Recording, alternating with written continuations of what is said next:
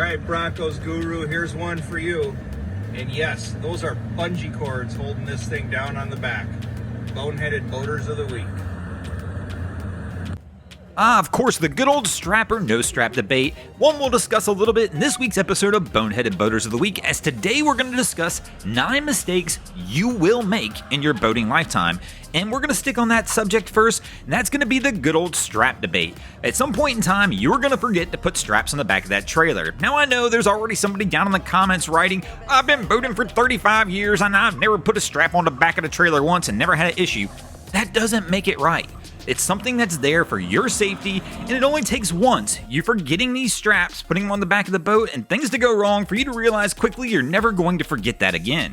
And that's the good news with a lot of the mistakes we're going to mention today. A lot of these mistakes are mistakes you'll probably only make once, because the ramifications of them happening sometimes are so bad you're never going to forget it again. Now, the straps aren't going to be the only mistake that's going to involve forgetting something. Mistake number 2 that you're going to make in your boating lifetime, if you boat long enough, you're absolutely, at some point in time, going to launch that boat and forget the drain plug. This may be one of the most common mistakes that you're going to make in your boating lifetime. It easily happens. You're going to back the boat down the ramp. You've got a spouse or kids or somebody yelling at you in the background, and you just get distracted and start moving. Fortunately, most of us are going to catch this pretty early on. We're going to see that bilge pump kick on, or you might even remember just before you get to the ramp. The good news is your boy BG has got some insurance for you to help make sure you do this every time. I'll leave a link in the description below to our Drain Plug Mafia stickers. Go ahead and buy 1 or 2 of these things, slap one on the tow vehicle, slap one on the boat, just to serve as a brief reminder to make sure that drain plug's in. I mean, come on, at under $4, it is the cheapest way to make sure your drain plug's in and to also make sure you don't wind up like this crew right here.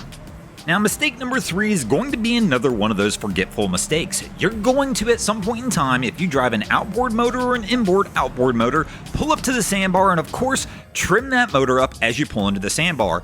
But no matter what, at some point in time, you're going to pull off that sandbar with the crew, apply some throttle, and not be able to figure out why your boat's not going anywhere. It'll probably take a minute or 2 for you to understand that you just forgot to trim the motor back down.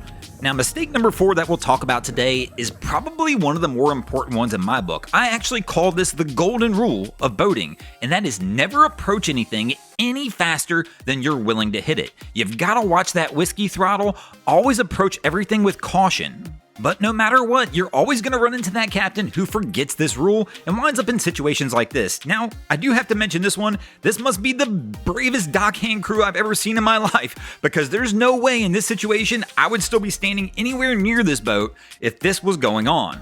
Now, mistake number 5 that you're going to make in your boating lifetime actually falls right in line with mistake number 4, and it is the reason the golden rule exists. And that is, mistake number 5 is if you boat long enough, you are going to hit something.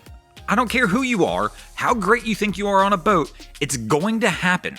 This is just not the same as driving a car. There are too many factors that go into driving a boat for it not to happen. Wind, current, and other things that can all affect the way the boat is handling. So that's why the golden rule is so important, that you never approach anything any faster than you're willing to hit it, just because it is inevitable you are going to do it. Now, mistake number 6 is probably the least admitted mistake by boaters, but almost everybody's going to do it at some point in time. And that's going to be backing that truck down the ramp and either forgetting to put it all the way in park, forgetting to set the e-brake, or even possibly being in the wrong gear. The reason most people will never admit this is because most of the time you won't wind up in a situation like this. You'll catch it before things go wrong, and so you won't have to admit it to anybody. Mistake number 7 should probably be mistake number 2, but we're going to leave it here, and it's going to be a questionable one, and that's going to be letting other people use the restroom on your boat.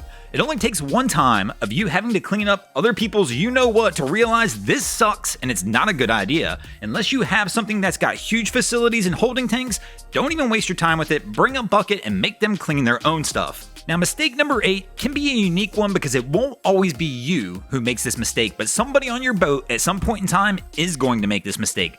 They're going to misstep their footing, not be holding onto a rail, and the next thing you know, somebody's going to be taking an accidental swim. It's just part of boating and something that's going to happen. And of course, finally, mistake number 9 is not being subscribed to this channel. That's right, if you don't hit the subscribe button, we're coming to steal your drain plug. Thanks for watching, guys. I hope you enjoyed this episode of Boneheaded Boaters of the Week. If you ever see anything crazy happening out on your waterways, be sure to hit me up on Facebook or Instagram and let me know, and you might see your stories over here. Just like BRAD80, Miami Boat Ramps, Cap Tryon, Cy Provo, Dennis McGarry, Jacob Most, Josh Sloan, Jump in the Pool OS, Chris Ray 17, Matt Stone, Matty Hags, Mr. Mike Hove, and Troy Davis did this week. And if you guys haven't already, go ahead and drop an anchor on the subscribe button here. And if you enjoyed the content, why not click one of these videos here? I'll wait. Go ahead. You can do it. Click one.